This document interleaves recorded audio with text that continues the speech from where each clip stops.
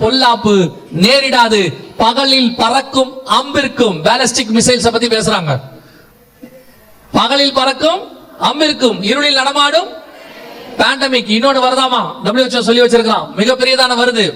இவைகளுக்கும் நான் பயப்பட மாட்டேன், காரணம் நான் விசுவாசிக்கிறவர் இன்னார் என்று அறிந்திருக்கிறேன், அவர் அவைகளுக்கு நடுவில் என்னை பாதுகாக்க வல்லமை உள்ளவராய் இருக்கிறார். அது எப்படிங்க இதுக்கு நடுவில் அதெல்லாம் பாதுகாப்பாரு? வேற வழி இருக்கா உங்களுக்கு?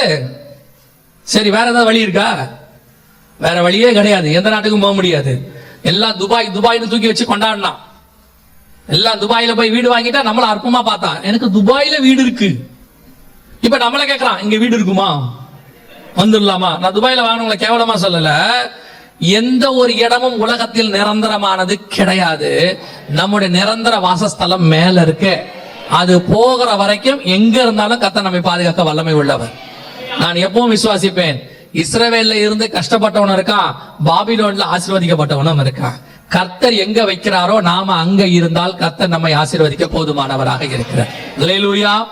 வருகிற காலங்கள் நீங்க விசுவாசிச்சு பயந்தீங்கன்னா அது நடக்கும். ஏன்னா வசனம் சொல்லுது, நான் பயந்தது எனக்கு நேரிட்டது. ஒண்ணு மட்டும் நீங்க நம்பணும், ஆண்டவர் என்னை ஒரு நாளும் கைவிட போகிறது. இதெல்லாம் ஏன் எனக்கு முன்னறிவிக்கிறார்னா, இவைகளுக்கு நடுவில் இருந்து என்னை பாதுகாப்பதற்காக. இப்ப நினிவே ஜனங்களுக்கு போய் சொல்றாரு, நினிவே அழிய போகுதுன்னு யோனா சொல்றாரு. அது ஜனங்களை பயமுறுத்துறதா காப்பாத்துறதா? காப்பாத்துறது. இப்ப பேழையை கட்டிட்டு நோவா சொல்றாரு, பூர்வ காலத்தை தப்ப விடாத அப்படிங்க ஜலப்பிரளயம் வரப்போது அறிவிச்சார்னு பேதுரு புஸ்தகம் சொல்லுது. இப்ப நோவா ஜலப்பிரளயம் வரப்போது பயமுறுத்தினாரா, இல்ல அந்த ஜனங்களை காப்பாத்துறதுக்காக சொன்னாரா? காப்பாத்துறதுக்காக சொன்னாரு. அதே காரியத்தை தான் கர்த்தர் இப்பொழுதும் உங்களுக்கு சொல்லுகிறார். இது யுத்தம் வரப்போது உங்களை பயமுறுத்துவதற்காக அல்ல, அந்த யுத்தத்துக்கு நடுவில் உங்களை காப்பாற்றுகிற ஒருவர் இருக்கிறார். பயப்படாதிருங்கள், கலங்காதிருங்கள் சொல்றதுக்கு தான் கர்த்தர் சொல்றார். அல்லேலூயா. இதுக்கு நடுவுல வரும்னா நீங்கள் ஆயத்தப்பட்டிருக்கிறீங்களாங்கிறத மட்டும் ஆராய்ந்து பாருங்க. இதுக்கு நடுவுல கர்த்தருடைய வருகை சம்பவிக்கும், வரப்போகுது. ஏன்னா ஆண்டவர் தெளிவா சொல்றாரு, இவைகள் சம்பவிக்க தொடங்கும் பொழுது உங்கள் மீட்பு சமமாக இருப்பதால். அப்ப இந்த வருகையில போறதுக்கு நாம ரெடியா இருக்கிறோமாங்கிற ஆராய்ச்சி மட்டும் தான் நம்ம பண்ணணும். ஏன்னா 1 கொரிந்தியர் 11:31 சொல்லுது, நம்மை நாமே நிதானித்து அறிந்தோமானால் நாம் நியாயம் தீர்க்கப்படும். அப்போ இதுல ஆராய்ந்து பார்க்கறதுக்கு தான் இதெல்லாம் சொல்லப்படுது. இப்போ மணவாளன் வருகிறார் என்கிற சத்தம் கேட்டது. புத்தி உள்ளவர்கள் என்ன பண்ணாங்களா? தங்கள் தீவெட்டிகளை ஆயத்தம் பண்ணினார்கள். அதே தான் ஆண்டவர் சொல்றாரு. இப்போ சத்தம் கேட்டுருச்சு, இனி ஆயத்தம் பண்ற வேலை மட்டும் பாக்கி. ஆயத்தம் பண்ணுதல்னா என்ன? முதலாவதாக இயேசு கிறிஸ்துவின் ரத்தத்தினாலே பாவ மன்னிப்பின் நிச்சயத்தை பெற்றிருக்க வேண்டும். இது ஆயத்தத்தினுடைய ஃபர்ஸ்ட் ஸ்டேஜ். இயேசு என் பாவத்தை மன்னிச்சிட்டாரு, அவர் ரத்தத்தால என்னை கழுவிட்டாரு, எனக்குள்ள ரட்சணிய சந்தோஷம்னு ஒண்ணு இருக்கு அப்படின்னு நீங்க அந்த ஃபர்ஸ்ட் கன்ஃபர்மேஷனுக்கு வரீங்கல்ல, அதுதான் வருகையில நீங்க போறதுக்கான ஆயத்தம். அது இருக்கா? அந்த ரட்சிப்பின் சந்தோஷம், அந்த நிச்சயம் இருக்கா? நிறைய பேர் நினைச்சிட்டு இருக்காங்க, 4 தலைமுறையா கிறிஸ்டின், 3 தலைமுறை கிறிஸ்டின், 4 தலைமுறை கிறிஸ்டின், எங்க தாத்தா காலத்துல இருந்து நாங்கெல்லாம் சர்ச்சுக்கு வரோம். அதெல்லாம் உங்க தாத்தாக்கு ஓகே. நீங்க போவீங்களா? நீங்க ஆயத்தப்பட்டிருக்கிறீங்களா? உங்க பாவம் மன்னிக்கப்பட்டிருக்குதா? உங்க தாத்தா கிட்ட டாக்டர் சர்டிபிகேட் இருக்குன்றதுக்காக நீங்க போய் ஊசி போட முடியாது இல்ல, அவர் தானே போட முடியும். அப்ப உங்க தாத்தாவுடைய ரட்சிப்பு அவருக்கு ஓகே, அவர் நீதிமான் போயிட்டாரு. நீங்க போனா நீங்க ரட்சிக்கப்படணும். இப்ப நீங்க தேவனை அறியாத ஒரு சின்ன பிள்ளையா இருக்கிறீங்க, குழந்தையா இருக்கிறீங்கன்னா தாய் தகப்பனுடைய ரட்சிப்பு காப்பாத்திரும். ஆனா நிதானிச்சு பாவம் செய்யற இடத்துக்கு வந்துட்டீங்கன்னா உங்க பாவத்துக்கு நீங்க தான் மன்னிப்பு கேட்கணும். அந்த பாவ மன்னிப்பு நிச்சயம் இருக்குதா? இல்லன்னா இன்னைக்கு ஒப்பு கொடுத்து ஜெபம் பண்ணணும். ஆண்டவரே, என் பாவத்தை மன்னியும், உங்களுடைய பிள்ளையாய் என்னை ஏற்றுக்கொள்ளும், இரத்தத்தால் என்னை கழுவும். அந்த ஒப்பு கொடுத்தீங்கன்னா சங்கீதம் 51 சொல்லுது, உங்களுடைய ரட்சண்ய சந்தோஷம் அது உங்கள் இருதயத்துல வரும். அந்த சந்தோஷத்துக்கு ஈக்குவலான சந்தோஷம் உலகத்துல வேற ஒண்ணு இல்லவே இல்லை. அந்த சந்தோஷத்தால் உங்கள் இருதயத்தை கர்த்தர் நிரப்ப போதுமானவராய் இருக்கிறார். அல்லேலூயா. இரண்டாவது, பிதா குமாரன் பரிசுத்தாவின் நாமத்தினாலே தண்ணீர்ல மூழ்கி ஞானஸ்நானம் எடுத்திருக்கணும். வேற ஞானஸ்நானம் பைபிள்ல இல்ல. வேற ஒரு ஞானஸ்நானத்தை பத்தி பைபிள் பேசவே இல்ல. குழந்தையில எடுத்தேன், சின்ன வயசுல எடுத்தேன், கொடிக்கு கீழே எடுத்தேன், இந்த ஞானஸ்நானம் எங்கேயுமே பைபிள் அப்படி இல்ல. ஞான ஸ்நானம் என்றால் ஞானம் வந்த பிறகு எடுக்கிற ஸ்நானத்துக்கு பேர் தான் ஞான ஸ்நானம். எப்ப ஞானம் வரும்? நீதிமொழிகள் 1:7 சொல்லுது, கர்த்தருக்கு பயப்படுதலே ஞானத்தின் ஆரம்பம். எப்ப கர்த்தருக்கு பயப்படுவோம்? தீமை விட்டு விலகுதலே கர்த்தருக்கு பயப்படுகிற பயம். அப்ப ஞானஸ்நானம் எப்ப எடுக்கணும்? தீமை விட்டு விலகி கர்த்தருக்கு பயந்து இனி பாவம் செய்ய மாட்டேன்னு அறிக்கை செய்து பாவத்துக்கு மரித்து நீதிக்கு பிழைத்திருத்தல். இந்த ஞானஸ்நானத்தை எடுத்திருக்கிறீங்களா? இதை எடுக்காம போக மாட்டோம். ஏன்னா வசனம் தெளிவா சொல்லுது, ஒருவன் ஜலத்தினாலும் ஆவியினாலும் பெறவாவிடில். அது ரோமன் கத்தோலிக்க பைபிள் அழகா இருக்கும். ஒருவன் ஜலத்தினாலும் ஆவியிலும் நுழையாவிடில் இருக்கும். பாப்டிசம்ங்கிற வார்த்தைக்கு சரியான அர்த்தம் அதில் தான் இருக்கும். அப்ப நுழையாவிடில் வரையில போக முடியாது. நீங்க ஞானஸ்நானம் எடுத்திருக்கீங்களா? ஒரு சிலர்லாம் கேட்கிறாங்க, கள்ள ஞானஸ்நானம் எடுத்தானா?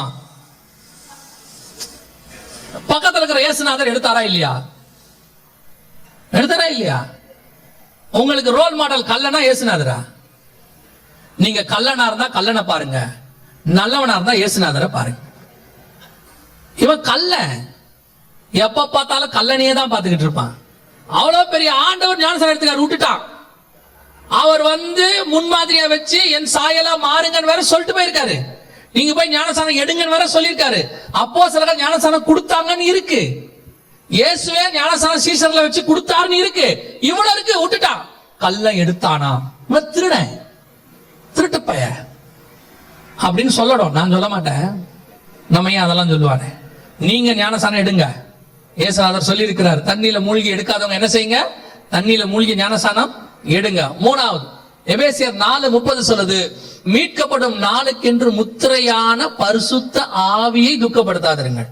மீட்கப்படும் நாளுக்கென்று முத்திரை, அவர் தான் மார்க், சீல்.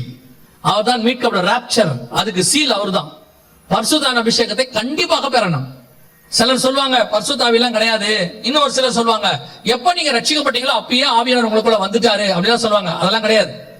இப்ப இயேசு கிறிஸ்து 12 பேரை அழைச்சிட்டாரு, அவங்களுக்குள்ள பரிசுத்த ஆவி வந்துட்டாருக்கா? இல்ல. ஆண்டவர் சொன்னாரு, பரிசுத்த ஆவி உங்களிடத்தில் வருகிற வரைக்கும் என்ன பண்ணுங்க? எருசலேமில் போய் காத்திருங்கள். பரிசுத்த ஆவி வந்தாரு. அதுக்கு பிறகு கூட ஞானஸ்நானம் எடுத்த பிறகு பவுல் கேட்கிறார் ஒருத்தனை பார்த்து, பரிசுத்த அபிஷேகத்தை பெற்றுக் கொண்டீர்களா? அவன் சொல்றான், எனக்கு தெரியாது. அப்ப என்ன நாமத்துல நான் எடுத்தேன்னு கேட்கிறாரு. அப்ப பரிசுத்த அபிஷேகம் கண்டிப்பாக அவசியம். தமஸ்குக்கு போற வழியிலேயே பவுல் என்ன ஆயிட்டாரு? ரட்சிக்கப்பட்டாரு. ஆனால் அனனியாவை கொண்டு கர்த்தர் என்ன பண்றாரு? அவரை பரிசுத்த ஆவியினால் நிரப்புகிறார். பரிசுத்த ஆவியின் அபிஷேகம் கண்டிப்பாக வேணும், அது இல்லாமல் முடியாது. ஒரு கூட்டம் சொல்லிட்டு இருக்கு பரிசுத்த அபிஷேகம் கிடையாதுன்னு.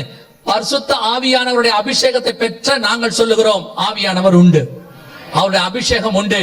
அதுதான் உங்களை கொண்டு போய் பரலோகத்தில் சேர்க்கும். ஒருவேளை சபையில அபிஷேக கூட்டம் இருந்தா கலந்து கொள்ளுங்க. உங்க சபையில அப்படி இல்லைன்னா ரொம்ப ஈஸி தான், ஒன்னும் கவலைப்பட வேணாம். நீங்க வீட்டுல யாரும் இல்லாத போது கதவை சாத்திக்கிட்டு முழங்கால் போட்டு, ஆவியே பரிசுத்த ஆவியானவரை என்ன நிரப்புங்கன்னு ஜெபம் பண்ணுங்க. வாஞ்சியம் கவனமுள்ள ஆத்துமாக்களை அவர் நிரப்ப போதுமானவராக இருக்கிறார். கடைசி நாட்களில் மாம்சமான யாவர் மேலும் என் ஆவியை ஊற்றுவேன்னு கர்த்தர் சொல்லியிருக்கிறாரு. கண்டிப்பா ஆவியானவர் உங்களை நிரப்ப போதுமானவராக இருக்கிறார். அடுத்து மிக முக்கியமானது அப்போஸ்தலர் 2:40 சொல்லுது, மாறுபாடான சந்ததியை விட்டு விலகி உங்களை ரட்சித்துக் கொள்ளுங்கள். உங்களுக்கும் உலகத்துக்கும் என்ன இருக்கணும்? வித்தியாசம் இருக்கணும், வேறுபாடு இருக்கணும். ரோமர் 12 சொல்லுது, உலகத்துக்கு ஒத்த வேஷம் தெரியாதிருங்கள். அப்படின்னா என்னங்க அர்த்தம்? உலகத்தை விட்டு ஓடிடணுமா? இல்ல. ஆண்டவர் தெளிவா சொல்றாரு, நீங்கள் உலகத்தாரா இல்லாதபடியினால். நாம இந்த உலகத்துல தான் இருப்போம், ஆனா உலகம் சபைக்குள்ள வரக்கூடாது. இன்னைக்கு கடைசி காலத்துல சபைக்குள்ள என்ன வந்துருது? உலகம் வந்துருது. சினிமாக்கார ஆட்டம் இங்க இருக்கு, சினிமாக்காரி ஆடுற ஆட்டம் இங்க இருக்கு, அவங்க போடுற ட்ரெஸ் இங்க இருக்கு, அரசியல்வாதியுடைய அரசியல் இங்க இருக்கு, அங்க என்னென்னலாம் இருக்குதோ எல்லாமே எங்க இருக்கு? இங்க இருக்கு. கேட்டா சொல்றான், என்ன தப்பு? அவங்கள மாத்திரம் நானும் இருக்க கூடாது தம்பி. உலகம் வேறு, சபை வேறு, எல்லா பெண்களும் வேறு, எஸ்தர் ராஜகுமாரத்தி வேறு. கர்த்தர் வேறுபாடுள்ள வாழ்க்கை வச்சிருக்கிறாரு. அது பார்க்கறதுக்கு அப்படிதான் இருக்கும், கொஞ்சம் சந்தோஷமா. அது பார்க்கறதுக்கு சந்தோஷமா இருக்கும். ஆடுறது, ஓடுறது, குதிக்கிறது, விசில் அடிக்கிறது, ஓயின்னு கத்துறது, ஆயின்னு கத்துறது, நல்லா புகையை போட்டு விட்டு லைட்டை போட்டு விட்டு நடுவுல இருந்து குதிக்கிறது, இதெல்லாம் கேட்கறதுக்கு பார்க்கறதுக்கு நல்லா இருக்கும். பரலோகத்துக்கு போவாது தம்பி. அது கொஞ்சம் இங்க கொஞ்சம் சந்தோஷமா தான் இருக்கும். உடம்பு முழுக்க போறதுக்கு தானே ட்ரெஸ், எல்லாம் தெரியற மாதிரி போட்டா அது எப்படி ட்ரெஸ் ஆகும்? ட்ரெஸ்ஸோடைய நோக்கம் என்ன? உடம்ப மறைக்கிறதுக்கு தானே. நான் போட்டா என்ன தப்பு? போட்டுக்க, எங்களுக்கு என்ன? சொல்லத்தான் முடியும். நாங்க ட்ரெஸ் போட்டு விடுவா முடியும்? உனக்கு சொல்லத்தான் முடியும். கேட்டு மனம் திரும்பினா பரலோக ராஜ்யம். ஆண்டவர் எல்லாத்தையும் கொடுத்துட்டு ஒரு சில விஷயங்களை தான் வேண்டாம் என்று சொன்னார். நீங்க என்ன நினைக்கிறீங்க? அதெல்லாம் எனக்கு எல்லாவற்றையும் அனுபவிக்க எனக்கு அதிகாரம் உண்டு. அதிகாரம் உண்டு, தகுதி கிடையாது. நீங்க போய் பாருங்க, ஒரு ஜனாதிபதி வரும்போது அவருக்குன்னு ஒரு புரோட்டோகால் இருக்குது. ஒரு பிரதமர் வரும்போது அவருக்குன்னு ஒரு புரோட்டோகால் இருக்குது. தாவீது ராஜா தான், ஒரு புரோட்டோகால் இருக்கு.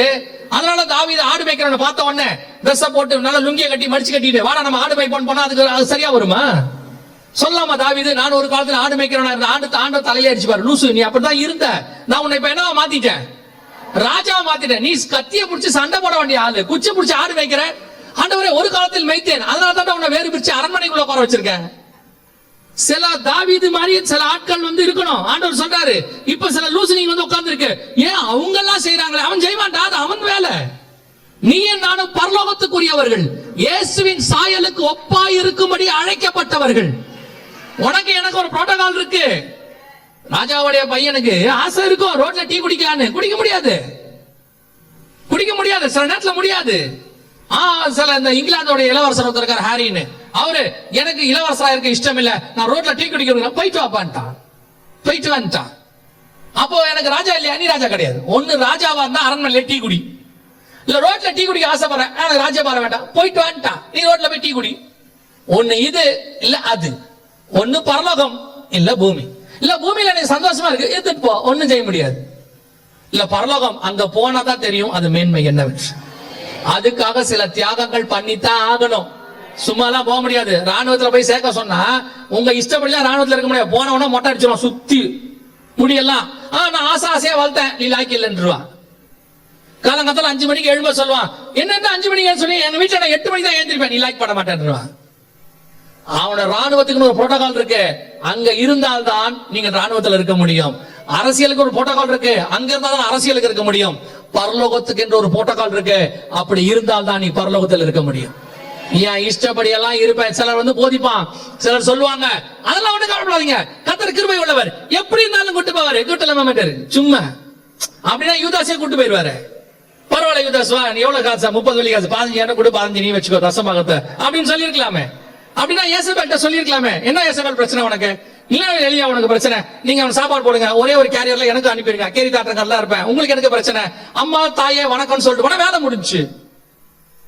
மத்த தீர்க்கதரிசியோட எலியாவால உட்கார முடியாது, அதனாலதான் அவன் எலியா.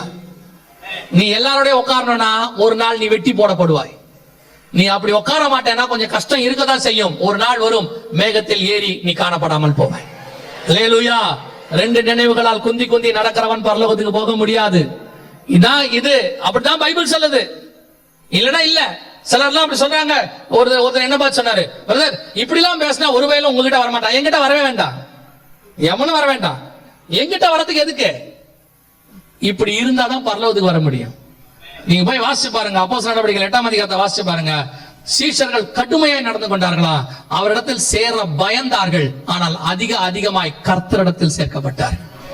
நீங்க எங்க கிட்ட எல்லாம் சேர வேண்டிய அவசியம் இல்ல, நாங்களாம் உங்களை பரலோகத்துக்கு எல்லாம் கூட்டு போக மாட்டோம். நீங்க சிலர்ல ஒரு பிரதர் என்கிட்ட சொல்லுவாரு, பிரதர் எப்படியாவது நீங்க போகும்போது என்ன கையை பிடிச்சி பரலோகத்துக்கு கூட்டு போயிருங்க பாரு. ஏன்னு கேட்டேன், அது நம்ம கஷ்டம், நீங்க போவீங்க தானே, நான் போவேன், என்ன கரைக்கு கடைசியா நீங்க கண்டிப்பா போகும்போது கையை பிடிச்சுக்கிட்டேன். நான் சொல்லிட்டு அந்த கதையே வேண்டாம், நான் திரும்பி கூட பார்க்க மாட்டேன் யாரையும், நான் பாட்டு உள்ள போயிடுவேன். எங்களால யாரையும் கூட்டு போற அதிகாரம் எங்களுக்கு கிடையாது, பரலோகத்துக்கு போகிற வழி மட்டுமே எங்களால் சொல்ல முடியும். அல்லேலூயா.